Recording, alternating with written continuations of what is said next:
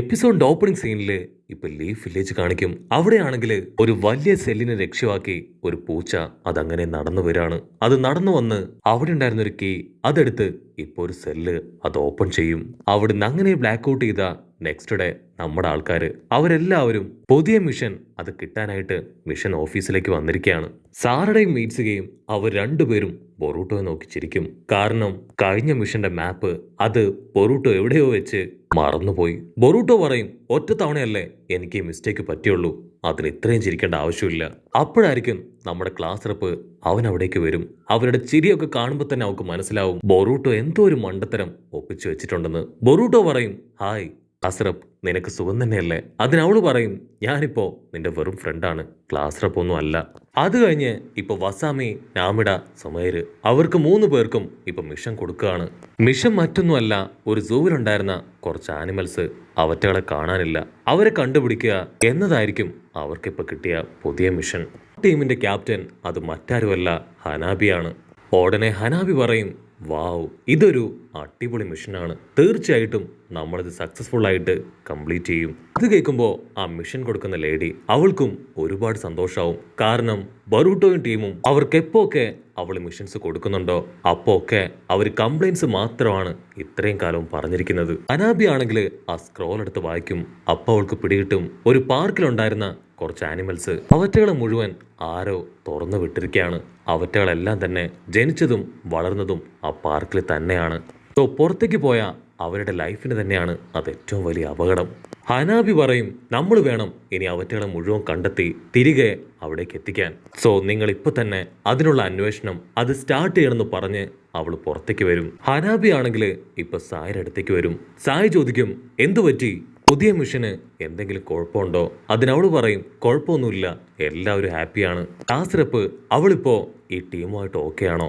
അതിനവള് അതെ, കുഴപ്പമൊന്നുമില്ല, അവളും മറ്റുള്ള സ്റ്റുഡൻസിനെ പോലെ തന്നെ എല്ലാ കാര്യങ്ങളും ഹാപ്പി ആയിട്ട് ചെയ്യുന്നുണ്ടെന്ന് പറഞ്ഞ് ഇപ്പൊ ഒരു ഫ്ലാഷ് ബാക്കിലേക്ക് പോകും. അതിനുശേഷം അവളും സായും അവർ രണ്ടുപേരും അങ്ങനെ നടന്നു പോവാണ്. സായി പറയും, നീ ഒറ്റൊരാൾ കാരണമാണ് ആ ക്ലാസ് റെപ്പ് അവളിപ്പോ നന്നായിട്ട് മുൻപോട്ട് പോകുന്നത്. പക്ഷെ ഒരു കാരണവശാലും ആ ഗോസു ടെണ്ണിനെ കുറിച്ചുള്ള കാര്യം നീ മറക്കരുത്. അവളെക്കുറിച്ച് ഇനിയും സസ്പീഷ്യസ് ആയിട്ടുള്ള ഒരുപാട് കാര്യങ്ങൾ നമ്മൾ അറിയാനുണ്ട്. അവളുടെ കൂടെയുള്ള 2 ഫ്രണ്ട്സ് അവർക്ക് ഇതിനെക്കുറിച്ച് എന്തെങ്കിലും അറിയാമോ? അതിനവള് പറയും, ഇല്ല, എല്ലാ കാര്യങ്ങളും ഹൈലി കോൺഫിഡൻഷ്യൽ ആണ്.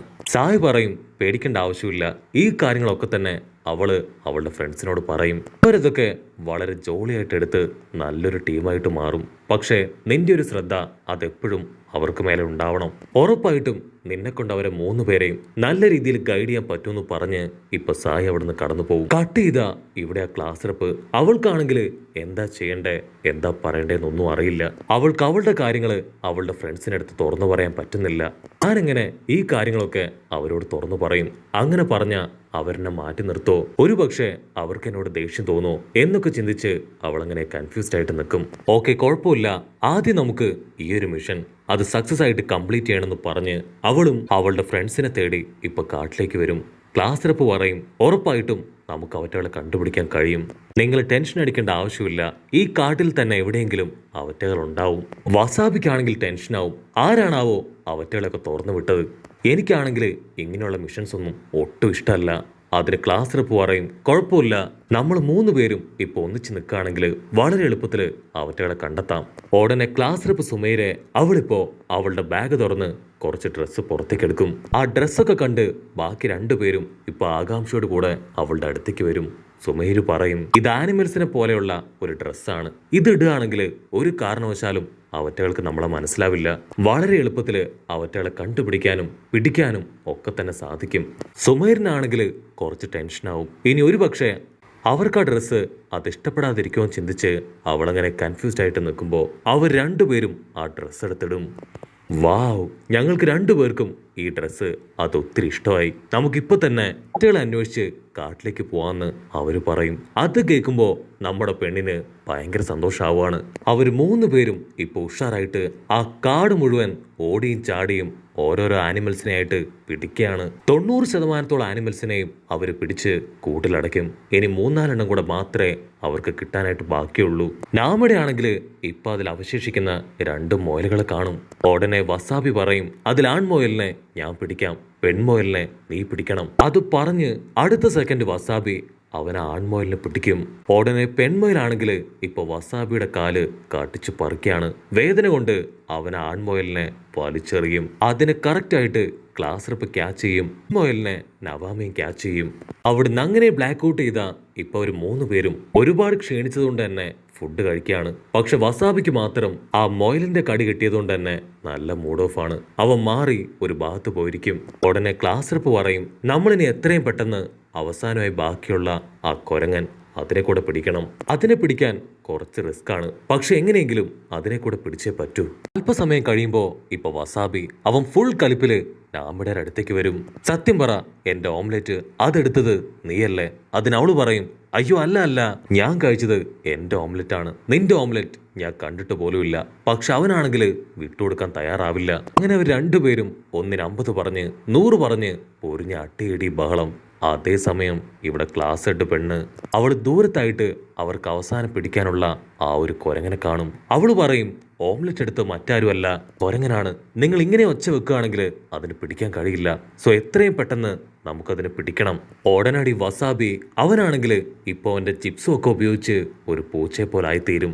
അതിനുശേഷം സ്മെല്ല് ചെയ്ത് ഇപ്പൊ ആ കൊരങ്ങന്റെ പിന്നാലെ തന്നെ ഉഷാറായിട്ട് ഓടുകയാണ്. വസാബി അവന്റെ ഫുൾ ഫോഴ്സിൽ ഓടി ഓൾമോസ്റ്റ് ആ കൊരങ്ങന്റെ തൊട്ടടുത്തെത്തും. പക്ഷെ അപ്പോഴേക്കും അവന്റെ എനർജി ഡ്രെയിനായി അങ്ങനെ അടിച്ചു വീഴുകയാണ്. നാമിട പറയും, എനിക്കൊരു ഐഡിയ ഉണ്ട്. പക്ഷെ വസാബി ആണെങ്കിൽ അത് മൈൻഡ് പോലും ചെയ്യില്ല. അവൻ പറയും, എനിക്ക് തന്നെ അതിനെ പിടിക്കാൻ കഴിയും. നാമിടയ്ക്കാണെങ്കിൽ അത് കേട്ട് ഭയങ്കര വിഷമാവും. അവൾ പൊട്ടിക്കരഞ്ഞ് അവിടുന്ന് ഓടുകയാണ്. മറ്റൊരു ഭാഗത്ത് ഹനാബി അവളാണെങ്കിൽ ഇപ്പൊ ഓടി ഓടി വന്ന് അവർക്ക് അവസാനം പിടിക്കാനുള്ള ആ ഒരു കൊരങ്ങൻ അതിനെ കറക്റ്റായിട്ട് പോയിന്റ് ചെയ്ത് ഫോക്കസ് ചെയ്ത് കുതിച്ചു പായും. മറ്റൊരു ഭാഗത്ത് ആ കൊരങ്ങൻ അതാണെങ്കിൽ ഇപ്പൊ ചാടി ചാടി നാമിയുടെ തൊട്ടടുത്തെത്തും. ഇതാണ് പറ്റിയ അവസരം, ഞാൻ തന്നെ അതിനെ പിടിക്കുമെന്ന് പറഞ്ഞ് നാമിടെ ആണെങ്കിൽ അതിനെ പിടിക്കാൻ തയ്യാറാവും. അടുത്ത സെക്കൻഡ് അവൾ ആ കൊരങ്ങനെ ചാടി പിടിക്കും. പക്ഷെ അപ്പോഴായിരിക്കും അവളുടെ തൊട്ട് മുൻപില് ഒരു വോൾഫിനെ അവൾ കാണുക. അതേസമയം ഇവിടെ വസാബിയും ക്ലാസ് ഹെഡും അവർ 2 പേരും കാഷ്വലായിട്ട് സംസാരിച്ച് അങ്ങനെ ഇരിക്കുകയാണ്. അപ്പോഴായിരിക്കും അവര് നാമിഡയുടെ നിലവിളി അത് കേൾക്കുക. അത് കേൾക്കേണ്ട താമസം ക്ലാസ് റെപ്പ് അവൾ ആ ശബ്ദം കേട്ട ഭാഗത്തേക്ക് ഓടി വരും.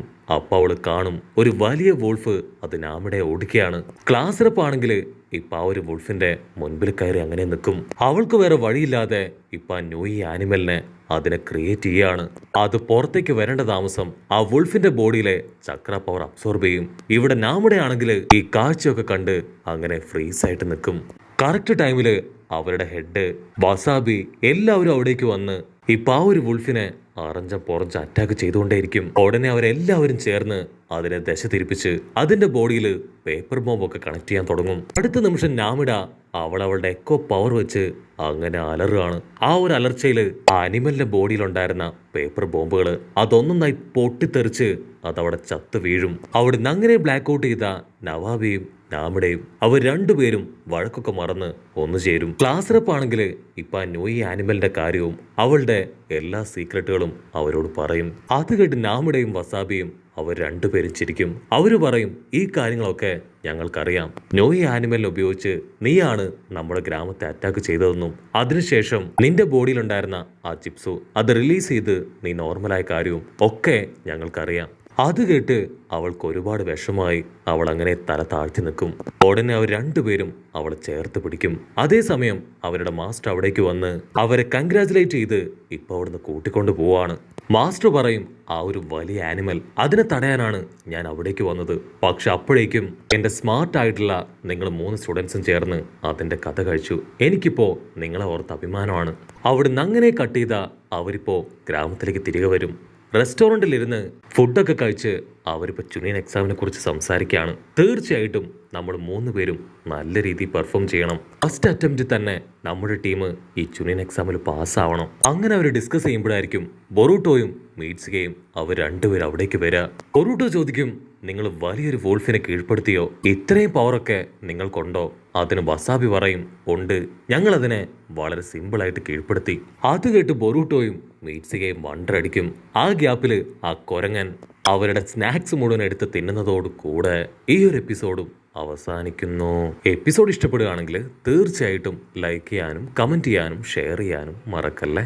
അടുത്തൊരു അടിപൊളി എപ്പിസോഡുമായിട്ട് കാണുന്നവരെ ഇറ്റ്സ് മീ വിത്ത് മല്ലു വെബിസോ.